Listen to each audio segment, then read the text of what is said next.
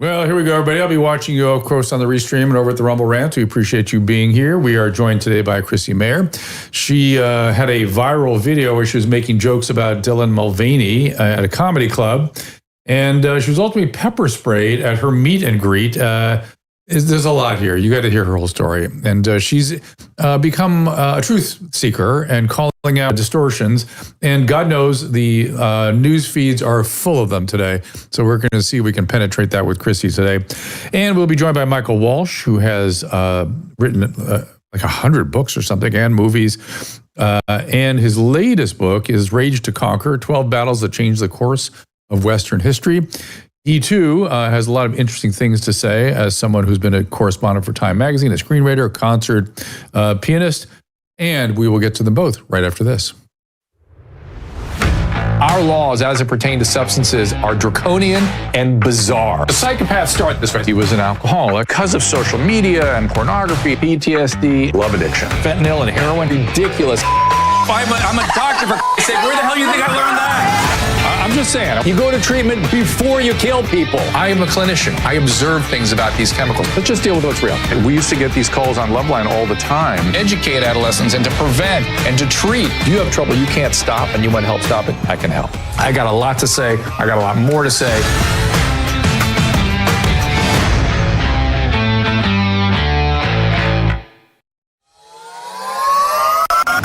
When we first partnered with Active Skin Repair, little did I know that our granddaughter Eloise's parents were already using the brand product on her tender skin.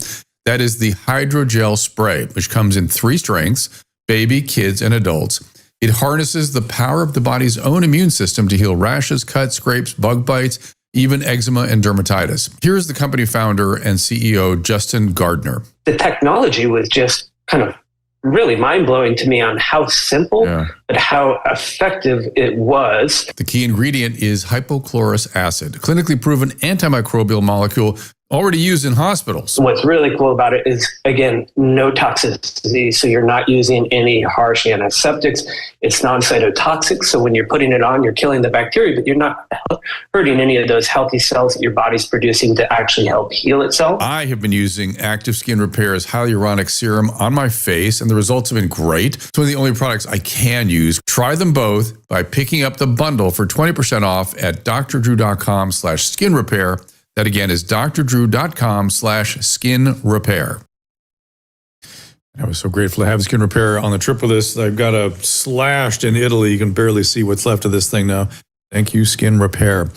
All right, let's get Chrissy in here. Chrissy Mayor, she has gone viral for a number of her stand-up routines. Chrissy, welcome to the program. Hi, Drew. And yes, your skin does look great. God bless you. God bless you. See, it's that Active Skin Repair stuff. So tell them the story first. What happened when you were making fun of Dylan Mulvaney? Oh, gosh. Okay. I was at a club in Dallas. All the way back. Way back. This was just a couple years ago. And I was on stage and I was talking about Dylan Mulvaney because my opener kind of looked like Dylan Mulvaney. And I was saying to the crowd, like, you know, why has it been 365 days of girlhood and still Dylan has, you know, hasn't put in any skin in the game, so to speak. He hasn't really chopped off anything crucial to his manhood, if you know what I'm getting at here. And I was like, why? He has all the time, money, resources in the world. You're questioning his commitment to his transition. Yes. Okay. Yes. I'm like, why is he still hanging on to the past, so to speak? So are you married now? Yes. Okay, I was just going to say, if you were out dating, the dating pool might have so-called dried up or shrunk in response to that comment. Oh, yeah, that's why Given that you feel for a man to commit himself, he has to lose his penis, but okay. I had to, whatever you say. Yes, I'm so glad I locked him down. And a male audience member yelled out, "'Cause he's a man." And I said, simply, yes, because he's a man. That's why. I mean, I said at any point, Dylan could just be like, I'm going to go back to being a man. And now he's just a dude with a tight face. And all of a sudden I had some land whale audience members yell out, actually, she's a woman. And I was like, oh no, and they had blue hair. They were textbook looking leftists. I was surprised to see them at the show. And I was like, you know what, guys, like, this is America. This is what's so great about this country, is that we can all have different beliefs. Some of us can believe in reality and some of us can't. And they didn't like the sound of that at all. They ended up leaving in a huff.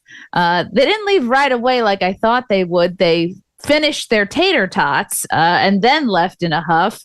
Luckily, they did tip the wait staff. And as they were leaving, they yelled out, "F you, transphobe," then proceeded to knock over my entire merch table. They just stampeded through the whole thing. And I warned them to watch out for poachers in the parking lot. I was concerned that they were going to get hunted for their tusks. But, you know, they're fine, I'm sure. And then they complained to the manager of what a horrible person I am. But then the clip went viral. I put it online, so it worked out. Well, we all agree. Anyway, so it does make me want to just sort of address something that I don't know if this is your domain at all, but I've been wanting to sort of bring this up for a while, which is people have lost track of what they're even talking about, because all you have to do is talk about male and female and stop talking about men and women, and the whole thing goes away. There are male biological agents and there are female biological agents. Their gender can present in a variety of ways. But Drew, what about feelings? Yeah, exactly. But the biology, the sexual biology of either having a single or a paucity of large gametes versus too many small gametes, those are the biological realities of male and female in the animal kingdom amongst mammals. Period. End of story. Oh, but there's transsex. Yes, there are all sorts of genetic variants. I can show you some you've never even heard of yet, because these were always the domain of the medical system, because they required some attention for various reasons that you're not even aware of, by the way, what a Turner's needs or what a Klinefelter's needs or what their medical liabilities are and what goes on with their aortic or the aortic valve. You have no idea. So it means nothing to you. So, let's just go back to male and female biological agents and stop talking about gender, because it's too cantankerous. You should talk about these things. We could add another stripe to the pride flag. You know, we could expand. Thank you. I'd like that. Were you always, did this radicalize you a little bit, this experience, or have you always been outspoken in the direction you are outspoken now? I have always been outspoken, but yeah, this experience did kind of radicalize me even further. And it's always a little bit like when you're a chick on stage, I had to make, you're constantly like, am I going to, you don't know if you have to dodge a shoe like Bush, or if someone's going to charge the stage, or like these women, they're going to, run to your dressing room and eat all your food and snacks. So it's good when you can escape a situation like this kind of unscathed. And it's great that I got it on camera. I couldn't believe that this was only a couple years ago that still this woman felt it was this, it's a type of heckler that is so arrogant in their version of reality. Like, it was so important that she needed to stop the whole show and correct me and correct this other audience member, that she had to put her position above everybody else and even the show that was going on. It blows my mind that people are this kind of arrogant in their ignorance. Yeah. Yeah. I mean, even without the ignorance, just being that self-important. Did you see during Marco Rubio's testimony yesterday, and I think it was before a congressional committee, it might have been a Senate committee, where the women and the guy with a collar looked like a priest were hauled out of the chambers. It was really an interesting group of people, I thought. Oh, yeah. Just like the group of people that were kind of heckling RFK. Yes. No. They're the people outside the Tesla, the Tesla dealerships. They all look, and I swear to God, identical to Adam's mom when she was before she became advanced old, before she died. But I sent it to Adam. I go, it's your mom. There's your mom. He's been saying this forever, that he grew up with this and he had to have his mom beat him over the head with this same stuff his whole life, which is why he's so attuned to it.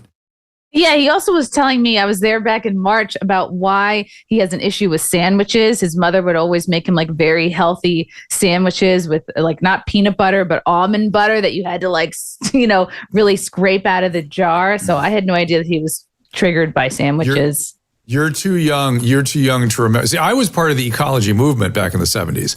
So I was full on board with what his mom was up to.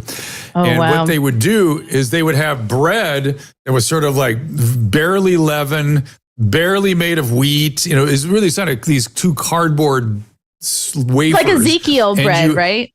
No. That's the man's bread. That's fancy bread. No, this was like something that like hardtack. If you were in a galleon in the Spanish Armada out to sea, pumpernickel wafers. So hardtack. The hardtack is the best way to describe it.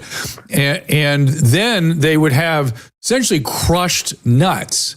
Not use almond butter. Not what Dylan has. That's the man stuff. Not what Dylan Mulvaney has. Yes, he had crushed nuts, but you couldn't really use a knife to put it on. You'd have to use a fork to get it out. It would come out in a big hunk, and you'd smash it down further. That's why he can't eat sandwiches, and it's also why I called out I was questioning the climate stuff early on, because I'm like, wait a minute, I was part of this movement in the 70s, and we were absolutely convinced of many things that turned out to be wrong. Amongst the mess, we had the science, we had the data, we had the math, many things amongst them, including an imminent ice age, guaranteed ice age. Any were day absolutely now. convinced of that. Any minute. Well, it may take a few years, but it's coming. And so I gave you some humility. And so when people come in with absolute certitude about something as complicated as climate, I immediately go, hold on a second. Same thing with the COVID. It's the same thing. Just like, no. Hey, slow down. You don't know you have the necessary data to shut the world down. But the thing that always tipped me off was, if you really were that concerned about climate, you would be going hog full force with CO2 retention, with pulling C2 out of the environment. But no. You'd also be going full force at nuclear energy. No. So are you for climate and CO2 reduction, or are you not? Well, we're for complaining about it, is really what it gets down to. So and electric cars, forcing everyone to get an electric car. Unless it's made by Elon Musk now, then it's not okay. Then you have to light it on fire and key it and put fecal matter on it. Yes. And yeah, that's good. So what are the lies that are getting in your craw these days? It's hard to believe almost anything. That I love Jake Tapper running around going, look, it's understandable. We just, I was basing this on, and I missed it, and I'm humble. He's really not falling on his sword the way I'd like to see it. I appreciate that he's going that direction. I actually do. But he really needs to go, I don't understand how I got so far away from reality. Who is he trying to fool? And I've really enjoyed watching people like Megyn Kelly skewer him recently and just asking him the hard questions. And he should just come out and be like, we would give him more props if he was the first person to be like, yeah, I was part of the cover up. I'm sorry. I don't want people to think that I'm an idiot. I don't want people to think I think the audience are idiots. Just be the first person to come out, have the balls to say, yeah, we were all in on it. Because guess what? The people watching are smarter than you think. We know that y'all had the same talking points.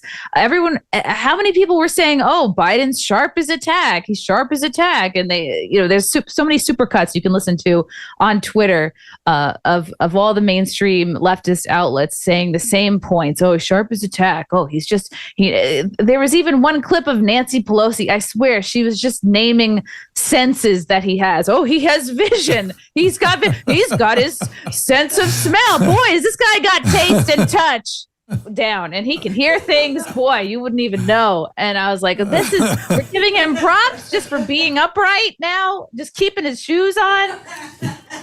Yeah, somebody said he walked. He was walking. I saw him walking. Okay, he walked. That's good. He answered all the questions in the debate. Joe Biden's, had to give him a pat on the back. Oh, you're just so good. You answered all the questions. Here's your rum raisin. Here's your glass of Metamucil. Here, sit down now. Take a rest. The plan was to do weekend at Biden's until Kamala replaced him. I don't buy that his nuts or wherever your prostate is, I'm not trying to find out, but I don't believe that it hadn't been checked since 2014. That's crazy to me. Yeah. And I truly believe crazy, that right? Biden could drop dead live on TV and the leftist media would still call it a gaffe. They'd be like, oops, he was just kidding. And a clip that's been circling around is in 2022 when Biden admitted that he had cancer. He was talking about oil on his windshield as a kid. It didn't make any sense, but what did make sense is he's like, that's why me and so many other people here in Delaware have cancer. And at the time, the leftist media just said, well, it's just another gaffe, and leave it to them to say, oh, it's a gaffe if you say something true by accident. Oops. Yeah, and I feel exactly. bad. But let's distill it down. Let's distill it down a bit. There's really, I've thought a lot about this, and there's really only two possibilities. One is he has had cancer for a while. How long? Unclear. Certainly a couple years, I would say, at minimum. But okay. And people argue that you wouldn't get a PSA in anybody over the age of 75. Yes, there is some controversy around that, not for the President of the United States. So either he's had it or he has had substandard health care. It's kind of like what Adam always talks about, stupid or liar. So which is it? Are you lying about him having had it, or you're just not good at your job? And be fair, he brought his own physician in. And that physician may have had sort of overridden some of the authority of the Walter Reed physicians, who are the highest quality.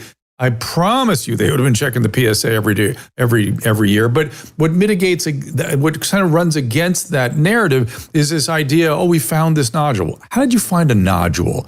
You have to look for a nodule very hard. So you either had a PSA and you looked, or you were doing digital rectal exams every year, which we don't do anymore. And then, by the way, when you find a nodule, you don't go, oh, metastatic disease. Wow, imagine that. Not in someone who's getting health care every year. No, not the President of the United States. That's just shitty health care, which is possible. Apparently, I heard the nodule is going to be running for president in 2028. So we all should get ready for that. Look, if I'm the president in my even 70s, I would be putting my nuts on the table every day. I'd be like, somebody feel me up. Look, I'd be putting it on photocopiers. I'd be like, I'd have a doctor every day. I'd feel up, put your fingers up there, do whatever you got to do. My health is the most important thing. I just don't buy that he's not getting checked thoroughly. I used to work for a very old man. Chrissy. I'll get in ahead. there. Tell me about I'll him. check things. Yeah, just get all your. What was this very old man checked. doing? I'm not sure I want to know based on the direction we're going here. But what was happening with this old man? He was going to doctors every week. He had them all on speed dial. That's what rich guys do. They just get obsessed. It becomes their whole personality is going to the doctor. But I did learn through all this what Biden's favorite underwear is. Can you guess? Oh, Fruit of the Loom. Actually, it depends. Very good. Very good. All right. Well, we had to try. So I want to take you down another path here. Scott Adams got me thinking this morning, and I'm gonna shorthand an argument that he made. And I hope I'm not doing his argument injustice by compressing it. But fundamentally, I've been saying since COVID that we've been in a delusion. A lot of people in delusion. I didn't realize that mass delusion or mass formation was still part of the human experience. I thought that was something that happened in the 20th century and we got over it. Evidently, or in 1790 in France or something, but no, evidently we don't get over it. We do it again. And in COVID, it was super clear there was a mass delusion going on, but that mass delusion may have come on the heels of another mass delusion that had been put in place during the run for president in 2016 by Donald Trump, where people became convinced in 2016 that Donald Trump was Hitler. That became whether it was implanted in their head by the media or it was persuaded or propagandized. It's funny, I just saw Elon Musk today in an interview where they were saying, "What did you learn by being in Washington?" He goes, "I learned how the legacy media propaganda works.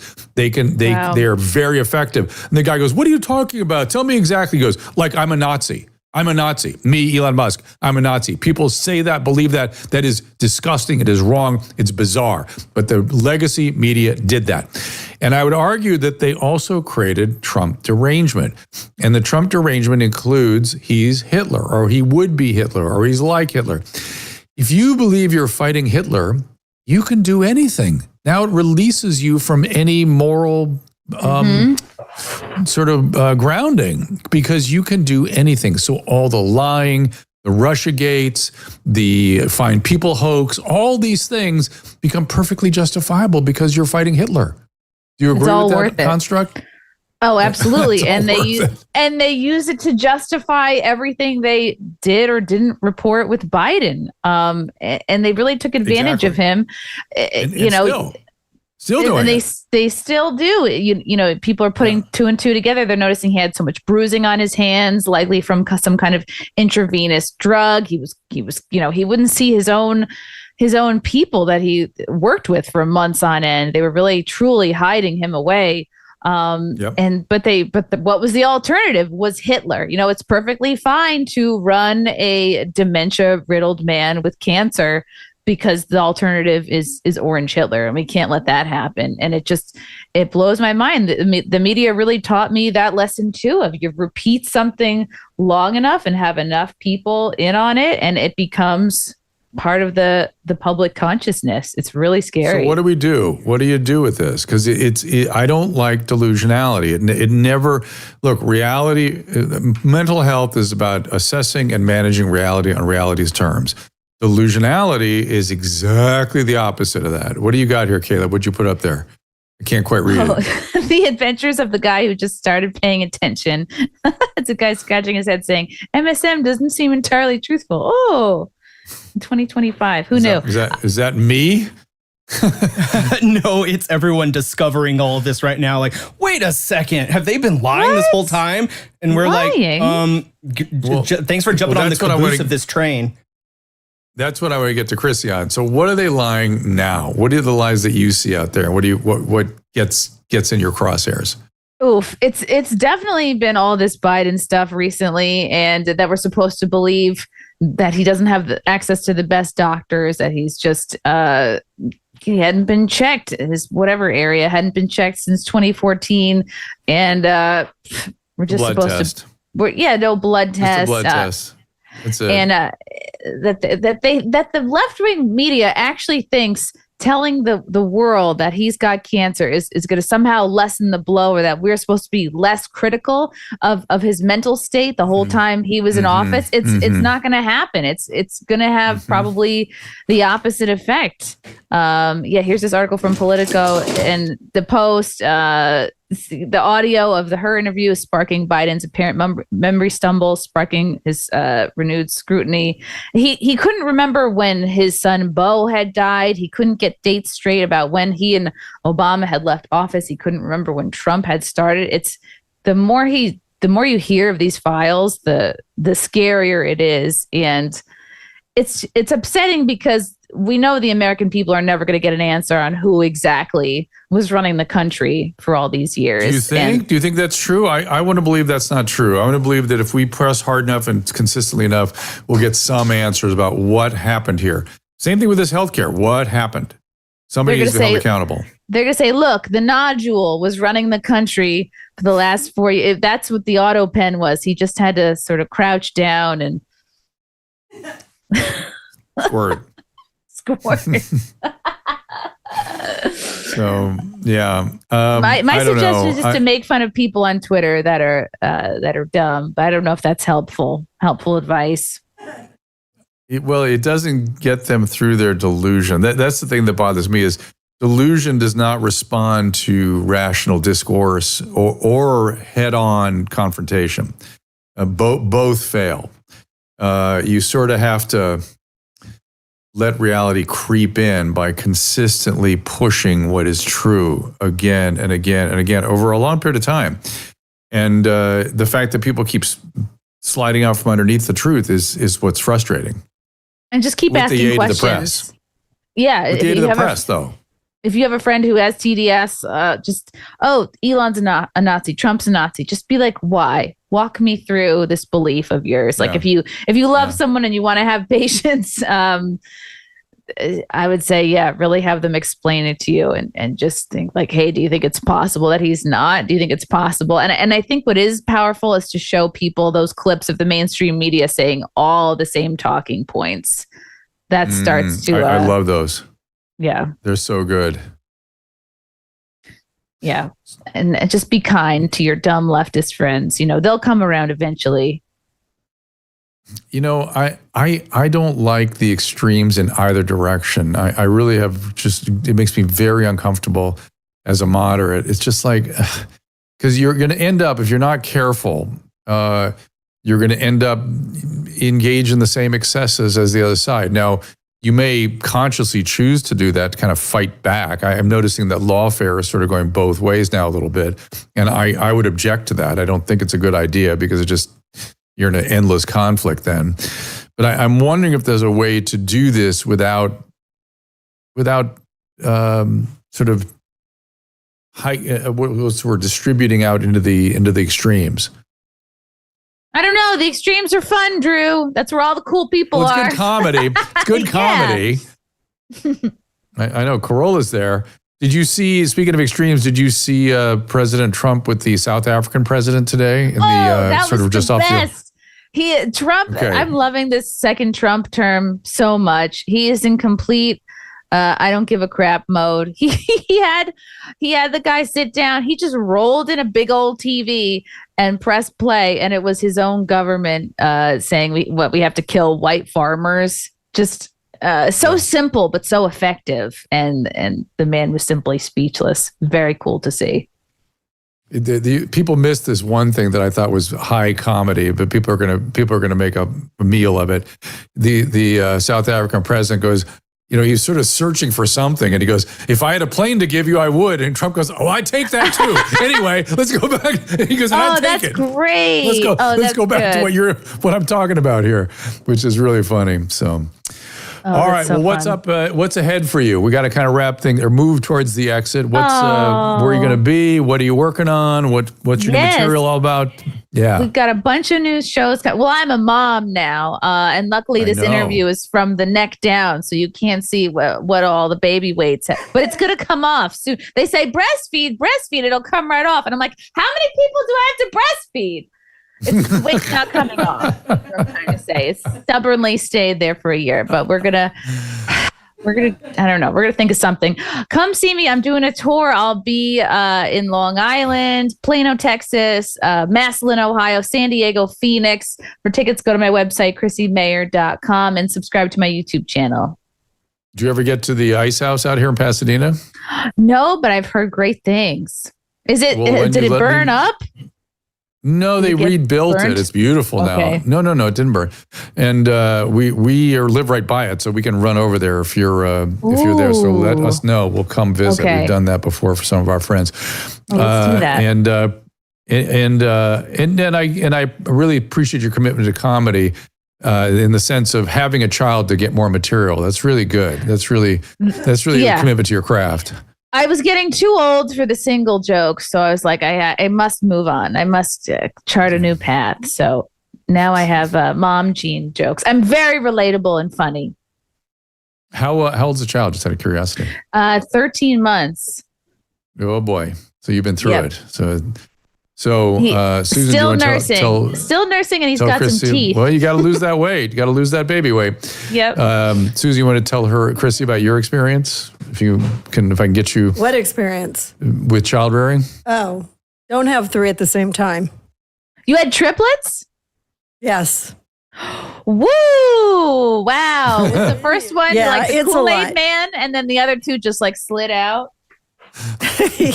No, it was a high-tech, high-risk they all pregnancy. slid out, but then they just hit the ground running. How cool, though. But now you have triplets. Oh. Yeah, I do. Dude, now we have grandchildren, so it's a grandchild. I have one grandchild, and it's plenty. Yeah. Wow. Yeah, I don't know if you saw her little mug on the commercial at the beginning. She's 4 months she's so old now. Cute. She's so cute. I know. It's such a cute age. So yeah, it's the best. Well, listen, Chrissy, good to see you. Best of luck. Always funny and entertaining and actually enlightening to talk to. Oh, there's the baby. That was a couple months ago. She's much bigger now. Oh, boy. Oh. And she's got her skin repair kit. She's like, I better so get funny, a cut Susan. of this promo I'm doing here. I know. I know. She does. Don't worry. Between Caleb and Susan, they're like, make sure you get a picture. Oh my God, I have some cute pictures. Caleb, you got to get some new pictures of her. Oh my gosh. All right, Chrissy, thank you so much. Their website or EX, or where do you want people to follow? Yes, follow me on Twitter, Chrissy Mayor. Follow me on Chrissy Mayor on YouTube. I'm on Instagram, all the places. And yes, now bring on the smart guy. Okay. And Chrissy Mayor, ChrissieMayer. Thanks, Chrissy. Appreciate it. No, See you without soon. the E. MAYR, but it's fine. Where did I get an Whatever. E? Did I put It'll all- M-A-Y-R? It'll all come up. All right, fair enough. Bye now. Love you guys. Bye. See ya. Thank you. All right, so up next, we're going to talk to, I've got kind of screwed up situation here today, Michael Walsh. He is a writer, a foreign correspondent for Time Magazine, is a pianist and author. He's got just a lot of interesting things that he's been doing across his entire life. You can follow him. I don't know, he's going to have to explain to me what this word means. I thought it was pretty good with vocabulary, but it's amanuensis, Amanuensis, the amanuensis, the it seems like one word. Don't look at me. We'll find out more about that when we get right back. The Wellness Company knows that taking charge of your family's healthcare is a top priority, and that's why they're constantly innovating to deliver the products and services to help you be rationally ready. Be sure to have the medical kit for kids on hand, whether you're a parent or grandparent. It treats 20 childhood conditions, including nausea and vomiting, allergies, asthma, inflammatory illnesses, even bioterror, God forbid. Listen, croup, ear infections, lice, it's all available in the pediatric emergency kit. You can also order the kids kit with an EpiPen should your child be at risk of anaphylaxis. And those EpiPens are carefully sourced and well priced relative to other EpiPens in the market. All 7 kits, each customized for a different purpose, come with a telemedicine consultation and a guidebook. Skip the scramble to an urgent care waiting room full of sick people and expense, or a pharmacy where there's no guarantee they'll have what you need. Go to drdrew.com/TWC for 10% off any medical emergency kit, or the supplements for that matter. That again is drdrew.com/TWC. I'm excited to bring you a new product, a new supplement, Fatty. I take it, I make Susan take it, my whole family takes it.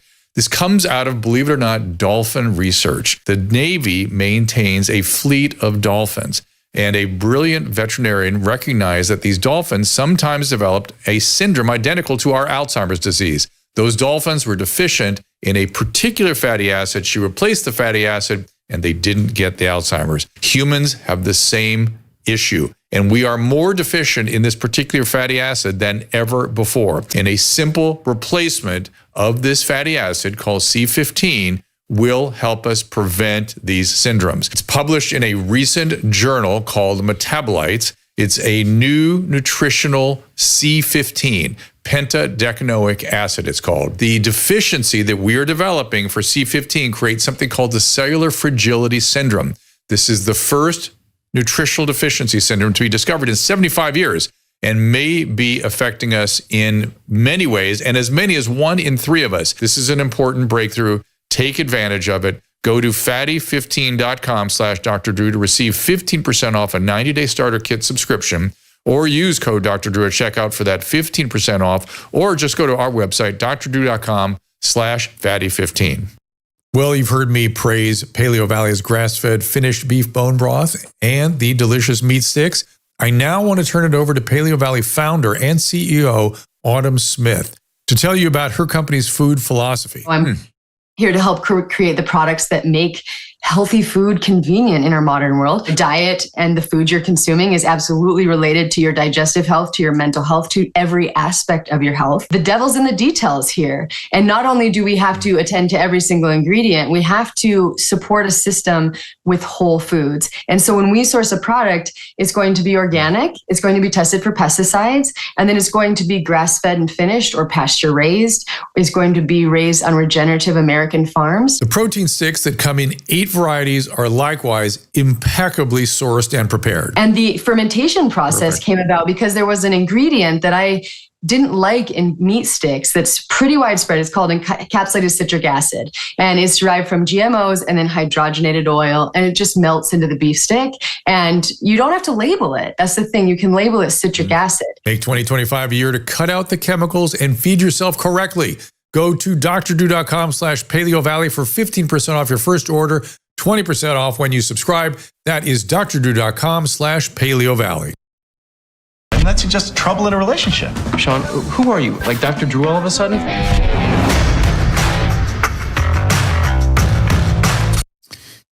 All right. Michael Walsh, former music critic, foreign correspondent for Time Magazine, screenwriter, concert pianist, author, editor of 19 books, or author or editor. The book we're going to zero in on is Against the Corporate Media, 42 Ways the Press Hates You. I also want to be sure the book I've also been mentioning you keep in mind as something worth reading, Rage to Conquer, 12 battles that changed the course of Western history. Please welcome Michael Walsh. There we are. Hello, Drew. Thank you for having me on. I appreciate it. It is my privilege, and thank you for expanding my vocabulary one word at a time. Here's amanuensis, a person employed to write what another dictates or to copy what has been written by another secretary. So I'm seeing your tongue deeply embedded in your cheek as you call yourself the amanuensis.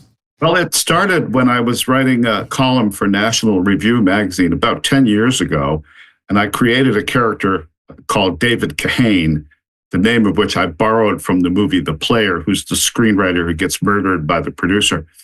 And so I wrote the character as a crazy Hollywood leftist. And for years, no one knew who actually wrote that column, and people were speculating and saying to NRO that you've gone lefty and who is this person? And I finally came out of the closet as myself, but I decided that since I'd been writing Kahane, I was his amanuensis, and that became the origin of my Twitter handle. Got it.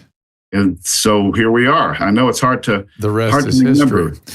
Yes. And speaking of remembering, I'm recalling that the producer killed the screenwriter behind the Rialto Theater, which you'll be glad to know has reopened and been restored as a church. But it's still there. It's still there. Wow. I was just in Pasadena on Friday, as a matter of fact. Drew, I just came back from a week in California. I spoke about Rage to Conquer over at the Lux Hotel at an event sponsored by the David Horowitz Freedom Center and the American Freedom Alliance of Karen Sigmund. So we had a good crowd, and it was nice to be back in LA. I hadn't been back for a few years. It's not much to celebrate, but we're here. So let's talk about Against the Corporate Media. But I don't know if you were listening at all to what I was discussing with Chrissy, but one of my theories is that the media, whether it was being sort of actually the individual members of the media literally became delusional and hysterical. And I mean that quite literally, like clinically relevant delusionality, which I saw in evidence during COVID. I mean, I believe that's what happened. But I believe something happened earlier when either they were manipulated or propagandized themselves or bought into as a result of what they were being led to believe, perhaps by the government at the time, that the government was about to, I mean, remember Chris Cuomo going, today is a day that will go down in infamy. A Russian operative sits in the Oval Office. He said that with a straight face. He believed that. That is disgusting. He should be apologizing every day of his life for that kind of insanity. And he should be struggling to kind of understand how he went so far from reality. And they all did. And they all convince themselves this man is Hitler. Therefore, anything is okay. Any lying, any manipulation. Tell me about your argument in the book. Well, let me just give you a little bit of background on myself. I started in newspapers in 1972. That was the summer of Watergate, and I was a young police reporter, cub reporter at the Rochester, New York Democrat and Chronicle, right out of college. And so we learned our journalism craft to report honestly what we saw, to call it as we saw it, and without injecting any opinion in the process, insofar as that is possible. But there was such a thing as objectivity. I would disagree with you slightly. I will tell you that, because I've known many of these guys who are at the top of the profession and still in the news right now for 50 years, half a century. They knew exactly what was wrong with Biden. They lied on purpose. They weren't delusional. They knew it was a problem. If you talk to them privately, as I did many, many times over the last 5 decades, they will tell you privately, you're right. Privately, Trump is not Hitler. Privately, Ronald Reagan wasn't a cowboy. Privately, we're not going to start World War III. But they were and are committed to this cause. And I had further experiences during the cause being what? Would define the cause for me. It's the leftist cause that conservatism is Marxism. Is it Marxism? Is it socialism? Is it collectivism? What is there? Do they have a cohesive philosophy? Is it John Rawls? What is it? Yeah, it's progressivism, I suppose we would call it now. But they tended to be politically liberal from the beginning. I worked at Time magazine, as you pointed out, Drew, for 16 years. And I never had a political conversation with any of my colleagues at Time. It just did not come up. But there's been a split, there's been a break. And the old story was that if you were a political activist, you either went into the law or journalism. If you weren't smart enough to go to law school, you became a journalist. But you were still committed to the social justice cause.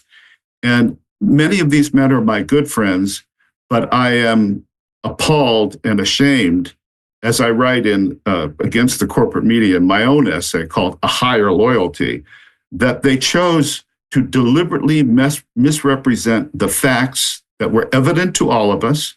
And you were right about COVID, about the Russian hoax, all these things that men like you and me and our friends and colleagues called out at that moment and were derided for. They just simply did not want to admit the truth. And what will happen with Biden is, as Tapper showed yesterday with Megyn Kelly, they'll take a certain amount of a beating and say, oops, and then they will go right out and do it again. They will not learn a single thing from this. Well, that's disturbing to me. I want to believe that if we can understand it more clearly, we can at least put some sort of safeguards in place, whether it's just being prepared to do battle in a more systematic way, because it was confusing.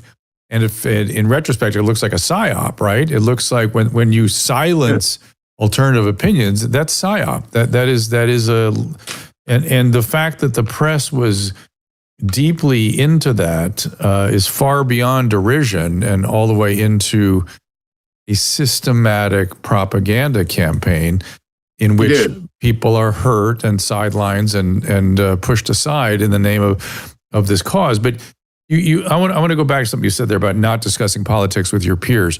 I was on CNN HLN for almost 10 years, okay? No one ever told me what to say. They'd ask me, they go, hey, you got something to say this evening? I go, fine. Here, we'll see you on Anderson Cooper. We'll see you on Don Lemon. Speak your mind. Go ahead. They never did. They never suggested what I should say. And I had a nightly show on HLN. No one ever said anything about politics to me until I had a intern who was a journalism student at Columbia. And I'll always remember this. It was probably halfway through my run at CNN HLN. And she went, well, what's the story? What's the story? And I go, what's the story? This is just a bunch of facts here, and maybe we can form a theoretical frame for understanding those facts. There's no story. Stories are false. It's particularly things I comment on, biology. I mean, it's like, what's the story and the behavior of that cloud? There's no story there. You can make a story, and it will be it's detached from reality. And she eventually told me, she goes, in school they're hammering on us that you always have to find the narrative, find the story, and don't bother. And I thought, oh well, this is going to result in really serious problems. And I immediately stopped doing all print interview. I do not do any print interview, because if they're going to interview you trying to find the story, what are we doing here? I'm telling you that the old joke is that all journalists deep down inside want to be screenwriters. They do. And that's because the beginnings of Hollywood, they actually were journalists who went out to Hollywood and became screenwriters. As one of them famously wrote back to his partner in Chicago on one of the Chicago newspapers, you got to come out here. The money is great and the competition are schmucks. And so many journalists feel they've got to frame this as a story. Now I'll tell you exactly when this started, Drew, and I can remember it was the Iran-Contra hearings during the Reagan administration.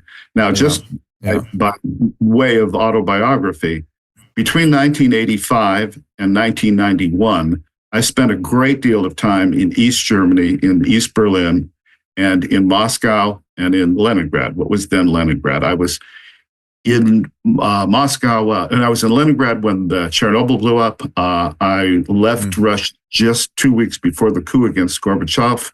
I was in Berlin in '89 when the wall came down, and I have pieces of it here in my house in rural New England. So I was already used to seeing state-run media and how the disparity had opened up in both of those societies between what was true and self-evident and what was official. And that has now come to the United States as far as our media is concerned. Yes. Well, so Michael, I want to share two stories with you. One is, I remember in the 70s, I don't know why it stayed with me so vividly, but it struck me at the time, and it's come back to me in the recent years, and you'll hear why. It was like a news magazine, sort of Michael Wallace or somebody, interviewing a news anchor for Pravda in Moscow, and who are some of the old guys on 60 Minutes? Give me another name. Was Charles guys? No, it wasn't Charles Corral. Charles Corral. Was it Michael Wallace? Is that the right name? I don't think that's the right name. But yeah, Mike Wallace was part of that.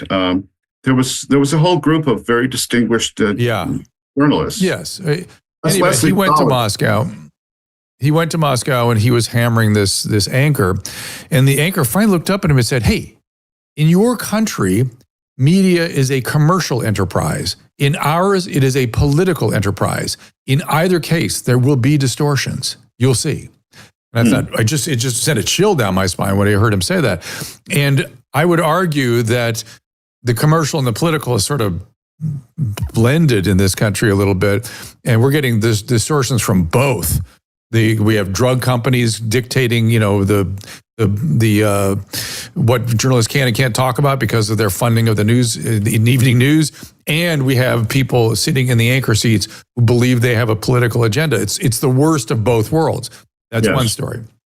The other story is, I was listening to some French radio a couple weeks ago, and they had a woman on who became essentially the CEO or editor of Russian TV in Paris. And during the outbreak of the Ukrainian war, they became acutely paranoid about Russians and arrested her for being a propaganda or being I forget her name too. I wish I could remember it. But she was essentially a Putin puppet, all that nonsense. And she was on radio going, she's written a book about it. I'm sorry, I can't remember what the book's name is. I'll try to remember. But it was something like, accused. It was something, something like what Zola would say. And she said, she goes, I was a French citizen. I'd been living here for 15 years and I got a job because I spoke Russian and I was good at it. And I managed this television station. And this is all paranoia. And she says, the point of this story is the following. She says, Russia is not a Soviet system any longer. It's not a Soviet Union in Russia. But the people of Russia have been inoculated against propaganda because of their experience under Soviet rule. They know what propaganda is. They don't listen to bullshit. You people become delusional when somebody propagandizes you. And I thought, God, she is so right. She is so right. That is absolutely correct. In my time in Eastern Europe and in the Soviet Union, you're generally accompanied by a translator or a babysitter, someone to watch, make sure you don't get into trouble.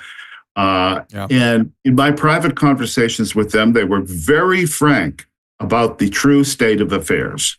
I like to tell people that in the Soviet Union, when I was there between 86 and 91, literally, almost literally, every man was bribable and every woman was a freelance prostitute, almost within a certain age group. So you could get your way by moving in the black interstices of that country.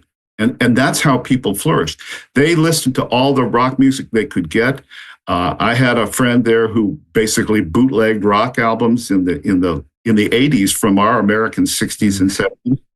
And so to say one last thing about this, I came back in 86. I went with Vladimir Horowitz, the famous great pianist. And President Reagan had us to the White House. And that was the episode where Nancy Reagan fell off the stage, but that's a whole nother story. I went on the Lynn Samuels show in New York, and she was a leftist, liberal talk show host on WABC, I think. And I said in 86, Germany will be reunited within 5 years. And everybody laughed at me. And I was way off because it was 3 years that Germany was reunited. But my point is, if you're a good journalist or an honest journalist, you go in objectively without preconditions. And you could see these countries were doomed. They were collapsing. They had collapsed morally, but nothing worked. The place was a mess. It stank to high heaven. There's a smell about communist countries you never get out of your nose. And so when they both came down, I wasn't surprised. It's just that we were so committed, and I must say our government, especially the CIA, was so committed to the notion that the Soviets were our antithesis, another first world country with nuclear weapons. And I said, you got to be kidding. It's a third world country of peasants with nuclear weapons, which actually makes it more dangerous than you think it is. So I would just say, to the point about the media, just tell the truth, for God's sakes. It's not that hard. And don't let people badger you into framing it into some kind of overarching narrative, as you discovered on CNN. So let's talk a little bit about the ways the press hates you. I don't want to give too much because I want people to go read the book, but give us a taste of what your sort of theoretical frame is there. And I'm most interested in what we do about it. I know you sound a little bit fatalistic about it. I always want to do something. Well, I think being 75 has taught me that wishes and reality sometimes don't coincide. But what we did in this book is I asked 40 other writers, many people of very distinctive and honorable bylines, to attack the media from all sides. So we did it as a political entity. We did it as an entertainment medium. A number of us were critics. I wrote a piece, the two pieces that I wrote for the book. One was about my experience as a music critic and functioning in the media. We did it about propaganda. We hit it from all angles that we could.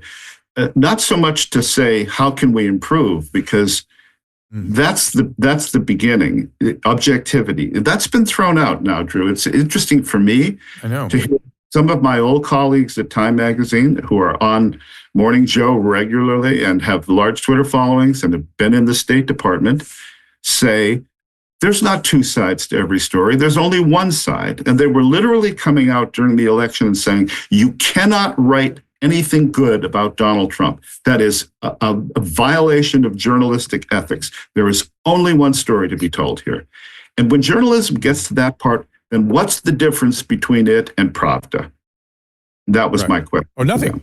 Nothing. Well, Pravda, at least the people knew what they were being propagandized. I think here people still want to trust it.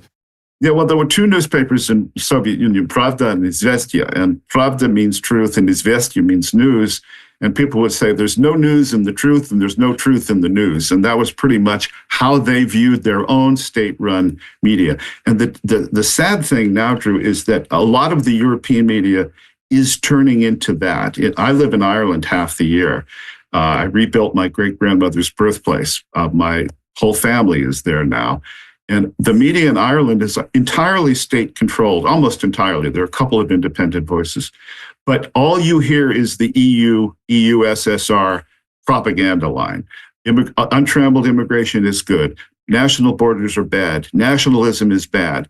And you see this struggle going on in Europe that, frankly, we saw in Eastern Europe in the late 70s and into the 80s. It's distressing to watch, but as you pointed out earlier, we never really do learn. We just get to keep doing the same dumb things over and over again. That seems to be true of historical sweep. I thought we were done with mass formation in 1947 or so, but turns out not so. But you slipped something in there that is absolutely hysterical.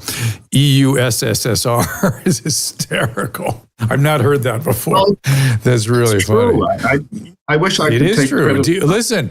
Let's think about the EU. Not elected officials. Right. I believe there are, and I think this number is correct, 100 lobbyists for every single EU representative. They are paid huge amounts of money. I was listening to an interview with how they're paid. Their base salary is $150,000 a year, but they have access to all these other things. They give them millions of dollars ultimately. And if they're playing the lobbyist game, 100 lobbyists for every EU representative, this is an insanity that I don't understand how they can allow to go on. What I'm seeing, you tell me again, I don't know, maybe this is the, compared to your, I don't want to say you're nihilistic, but maybe this is my excesses of youth. I'm just 5 years behind you or 7 years behind you. But I'm watching what's happening in Europe. I'm visiting. I've been there, and what I'm seeing starting to happen in the members of the EU. First of all, I was just in Croatia and Montenegro. Montenegro, not an EU member, doing 50 times better than Croatia. It's obvious. You just walk. You land there, and it's like, oh, why is this so much better than what's going on in Croatia? But okay. What I'm seeing is, and what I keep hearing the winds blowing, is this cultural sort of conversation about, well, what does it mean to be French, or what does it mean to be Italian, or what is a British, and what is the and inevitably that conversation. It started with me. I was listening to some lectures on Napoleon, and this one Napoleon expert went, he's part of our history. You have to embrace it. So yes, he made some mistakes, and he tried to clarify the complexity of what was going on, so there wasn't this kind of weird black-white thinking that progressivists get. And now that same lecturer yesterday just put a lecture out about, well, you know what? We were lied. The 1790 was a myth. 1789 was a myth. There are lies beneath the pavement, he called it. And I thought, oh, they're really, really trying to come to terms with things that when they wake up, they're going to not want to be in the EU anymore, it seems to me. Yeah, I hope not. I hope the EU falls. It's been very, very bad for Ireland. It's destroyed. As I like to say in Ireland, we were a slave state for 800 years under the British. They took our language, they took our property, they destroyed our homes, they starved us to death, they put us on coffin ships and sent us out. We had freedom for 100 years, and we couldn't wait to give it away to Brussels. Not even, I'd take London again compared to Brussels. Yeah. But it's become a slave state of the EU, and it's very sad. But you're right, Hungary is a good example. I spent a lot of time in Hungary, and that's a wonderful country under Orban. And yet our media treats Orban like he's the second coming of Hitler. It's really disgraceful. Right.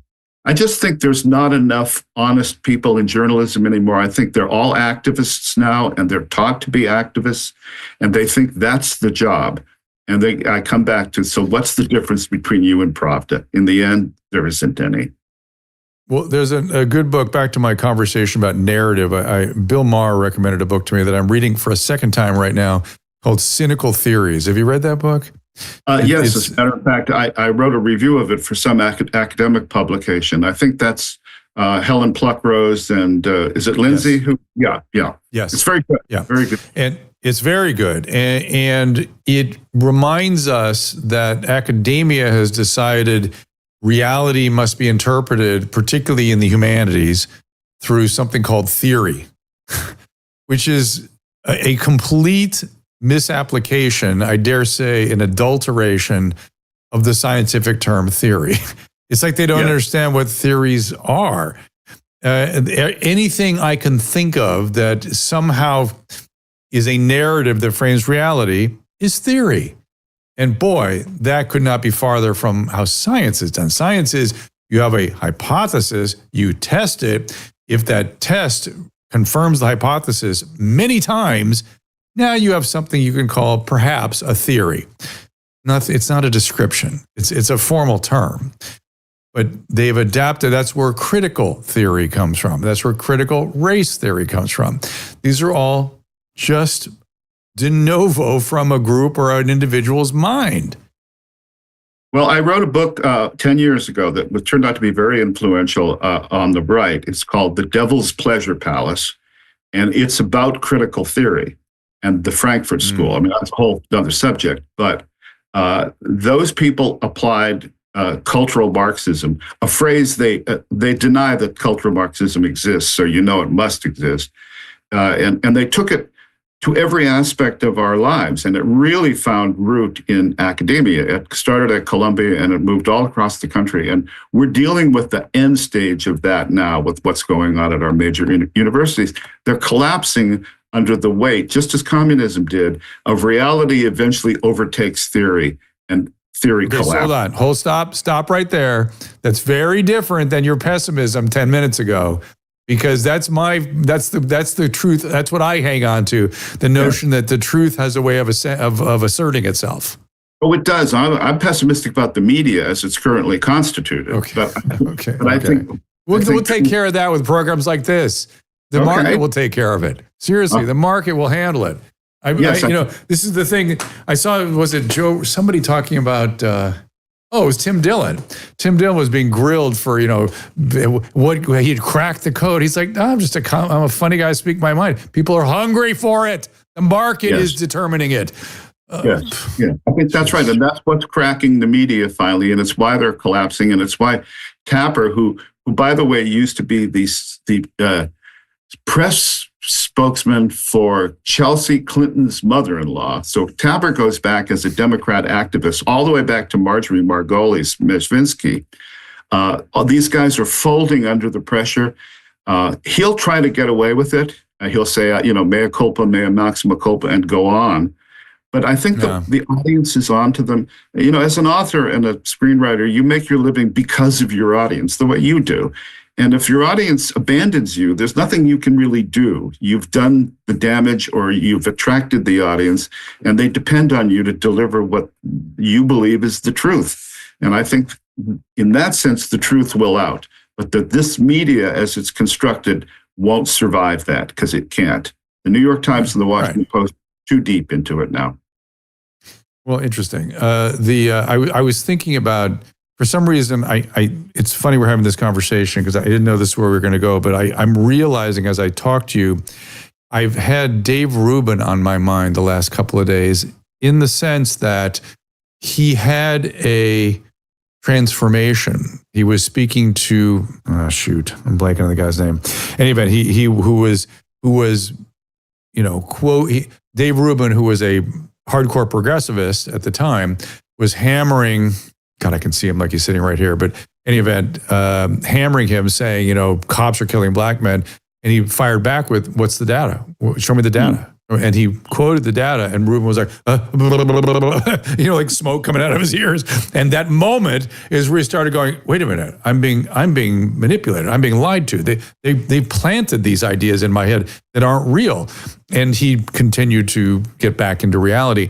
I am wondering if he has been in my mind lately because I'm hoping for, or maybe I'm sensing that more people get to go through that transformation, where at least they can come back to an assimilation of an approximation of reality. Yeah, I hope so too. I mean, he's friends with Jordan Peterson, whom I've known for a long time and respect. And, you know, you're seeing this with someone like Bill Maher, who I met 20 some years ago at the Aspen Comedy Festival. In fact, it was when Cadet Kelly came out. And I said to myself and to others, you know, Bill's not really a hardcore leftist. He's really kind of conservative in his own personal beliefs. He's a libertarian who wants to be left alone to do this and that. And he now feels, as he says all the time on his show, that I didn't leave the party left me. And I think Dave Rubin is the same way. And there are a lot of those guys who we welcome them under any circumstances they want to come and say, yes, this is the truth. This is propaganda. This is fantasy. Yeah, you know, Bill has always, Larry Elder, who's who I was trying to think of. Larry Elder is who contributed the conversion with Dave Rubin. Bill has always been a truth seeker. He's the one that recommended the Cynical Theory book to me. And I know him well. In fact, he and I bonded.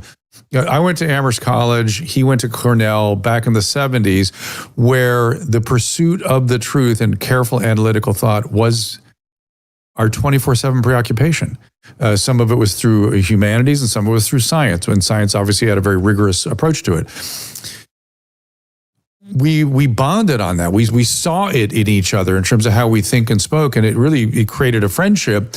He recommended this book, and I remembering now, back when he used to do Politically Incorrect, I used to do that show a lot. And when he got up and made a joke about the terrorists that flew the plane into the building being cowards, and he's saying, I don't know what you can say. The one thing, they weren't cowards. He was making a joke, number one. Number two, it was a little soon. It was hard to swallow. They fired him the next day. Right. ABC. It was on ABC back in those days. And I called him. I said, dude, I stand behind you. You're just you're just speaking the truth, is what you always do. You can count on me. As long as you keep speaking the truth, I'm in your court. And I don't know if he remembers that, but I hope he does, because I still feel the same way. You're absolutely right, Drew. And obviously you've made some journey from X to Y over the course of your life. I mean, in many ways, I still am a 60s liberal kid. You know, I went to college. Yes, me too. 7. Yeah. I was an ecologist in the 70s. That's why I called into question the climate thing. I'm like, I was convinced we were going to have an ice age. There was no doubt in my mind. And I was wrong. So it gives you some humility. Yes, right. Well, COVID was obvious to me that it was a scam. The Russia hoax was clearly an op that was foisted on the public via the media. And you say these things, people look like you're the crazy person. And then later on, when all the truth comes out, and you say, you know, Joe Biden is a rutabaga and has been since God knows how long now, and he's not a nice man. And if you've spent any time around Washington, you know he's considered one of the stupidest and nastiest people in Congress, which is really saying something. And we all knew this. So we're sitting here going, yeah, okay, well, finally everyone sees that the emperor has no clothes. But it's just about honesty and perception. And as a writer, I tell the truth. That's what I do. Whether it's in fiction or nonfiction or the books that I edit, I stand behind what I write. And I think that's the only way to approach life. Let's wrap up with a quick survey of the two books. What are we going to read about in the Desire to Conquer book? Well, that's a sequel to a book called Last Stands, which came out 4 years ago and was a big bestseller for Macmillan. And they immediately commissioned a second one and now a third one. It's about warfare and it's about masculinity. Chrissy was talking about Dylan Mulvaney. And so masculinity, having grown up in the Marine Corps as I did, which is an odd path to becoming a concert pianist, but I had that as a model. My father served in Korea. He's a veteran of the Chosin Reservoir. He's 99 years old in 2 weeks. I had that as a model, and I wanted to write. Last Stands was about why do men fight when all's lost? Why don't they give up and run away? But they don't. They sit and fight, and they die to the last man, and they're proud to do it. It's not a question because it is who a man is. And in A Rage to Conquer, I take 12 battles throughout history, and the commanders who led them, and say, what characteristics do they share in person as men, as thinkers, as warriors? So I start with Achilles, and then Alexander the Great, and Caesar, and some generals most people haven't heard of, such as Aetius, the last of the Roman generals who fought Attila the Hun. Napoleon gets a big chapter. And then the third book, which I'm writing now, is called The Wrath of God. Give me one of the traits that they share. Hey, give us a taste. Yes, I'll give you a taste. They know when they're in a battlefield situation what the other guy did 1,000 years before, that they have a kinetic sense of the battlefield. This is really the important thing. Alexander had it, Napoleon had it, which is they know as they look at a battlefield that what's going to happen 10 minutes from now. They know where the enemy is going to be, and they're there and they nail him. And Alexander did it to Darius 3 times in a row in his conquest of the Persian Empire. Napoleon did it most famously at Austerlitz against the Russians and the Austrians. Caesar, what he did during the siege of Alesia, Bohemond of Taranto in the First Crusade does the same thing to the Turks and the Egyptian Fatimids during the siege of Antioch. So you find these common characteristics. They take command, they're not afraid, and they fight to the end. Sometimes they lose. Napoleon eventually lost, but you've been to Paris, you know where he is. He's right on display for the entire city to see at the emblem. So I found it very illuminating. And now the third book is about religious warfare and how the most brutal fighting we have is over God. I'm not going to argue that religion is the cause of war, which is not the truth. One might equally argue that war is the cause of religion when you start with the Greeks and the ancient Hebrews and from our common shared from 800 BC on. But they are battles that are very, very nasty because they are civil wars among sects of either the Abrahamic faiths. I'm going to include the Taiping Rebellion in China because it was led by a Chinese man who thought he was the brother of Jesus Christ and was fighting for Christianity in China when General Gordon, who later died at Khartoum, was hired by the Chinese government to put this rebellion down. So you find all these common threads and you link them up, and here you impose a narrative. I mean, as a writer, you're allowed to do that with these big books because you have to have a framework. Why am I talking about this? But once it gets going, it's hard work, but it's a lot of fun, and the readers have responded very well, I'm happy to say. And then give me a couple of the ways the press hates us as a taste for promo. The press believes, and this is kind of simple, that whatever they tell you is for your own good, and that you're a troglodyte and a Nazi and a whatever if you question what they do, because their virtue, like Calpurnius, is beyond, you cannot question it. And they've been in this business. I mean, I've been in it 50 years off and on. I did it 25 for real. And they believe they're sort of a priest class to government, and they really are the handmaiden of the state. And I would hope that the young reporters who start way too early and get public platforms because of the internet far too soon, so that they embarrass themselves with silly positions when they're 25 that even years later they're ashamed of. I wish we had a better media. I wish that reporters started the way my generation did, which was as a police reporter in a small or medium-sized city. So you saw violence, you saw social problems up close. You couldn't just read about it. You actually had to be there. When you see your first corpse, when you smell the first house fire, and you'll never get that, and you have this visceral reaction to these things. If all you know is what you read on the internet, you don't really know much at all, unfortunately. The-pipeline.org, is that like a Substack? What is that?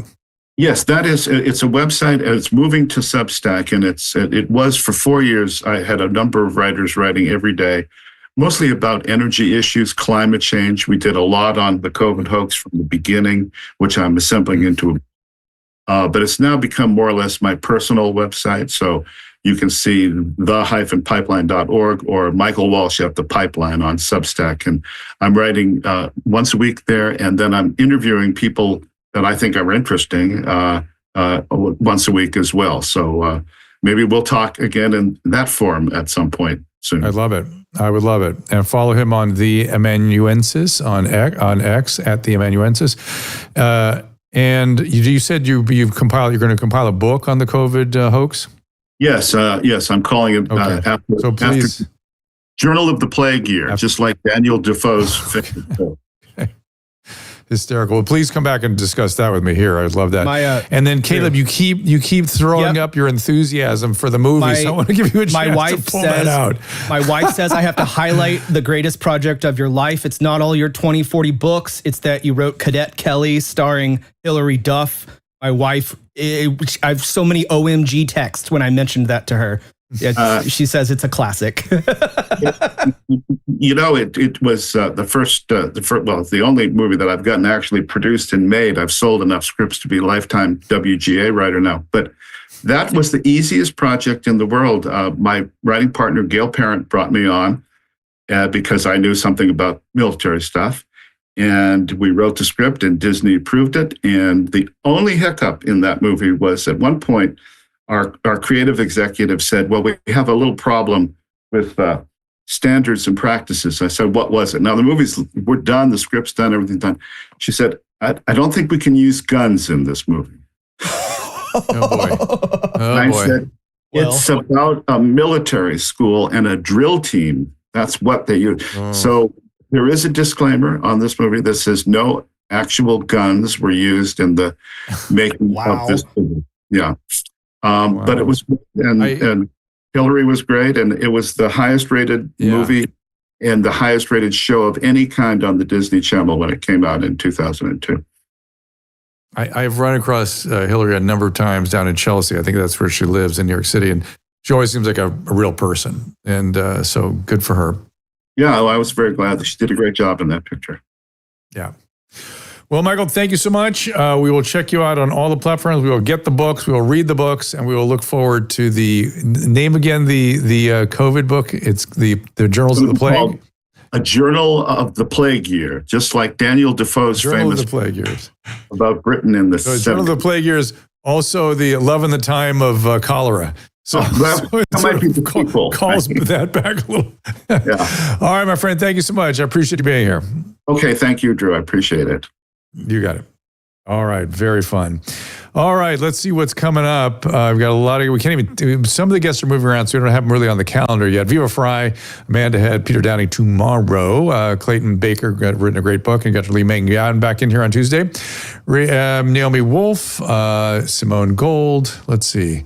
Emily Hagan's going to come in here. That'll be fun. Jenny McCarthy, we got her down for the 6th. Mark Jankizi, my favorite cognitive psychologist and physicist. Jenny has been very kind. Sent my wife, who I think is listening if she's not asleep yet. We're having terrible jet lag, the two of us. An extraordinary gift basket of her materials. And Susan Pinsky is a discerning makeup consumer and a brush consumer, and she is raving about the products that Jenny McCarthy has. So I would consider that a resounding endorsement of the work she's doing. So we'll get to that. And also we're going to talk to Jenny. I want to apologize to her. As you know, I'm looking for every opportunity I have to apologize for things I've gotten wrong. Even if I wasn't way wrong, I still, if it was in any way dismissive of somebody else's opinion, I want to apologize. Caleb, anything else on your radar? Nope. I'm just real excited for the next shows. We have a bunch of good ones coming out. Great. All right. We will see you all then. Tomorrow is, this is now Wednesday, Tuesday, Thursday tomorrow at 2:00. We'll see you there. Ask Dr. Drew is produced by Caleb Nation and Susan Pinsky. As a reminder, the discussions here are not a substitute for medical care, diagnosis, or treatment. This show is intended for educational and informational purposes only. I am a licensed physician, but I am not a replacement for your personal doctor, and I am not practicing medicine here. Always remember that our understanding of medicine and science is constantly evolving. Though my opinion is based on the information that is available to me today, some of the contents of this show could be outdated in the future. Be sure to check with trusted resources in case any of the information has been updated since this was published. If you or someone you know is in immediate danger, don't call me, call 911. If you're feeling hopeless or suicidal, call the National Suicide Prevention Lifeline at 800-273-8255. You can find more of my recommended organizations and helpful resources at drdrew.com/help.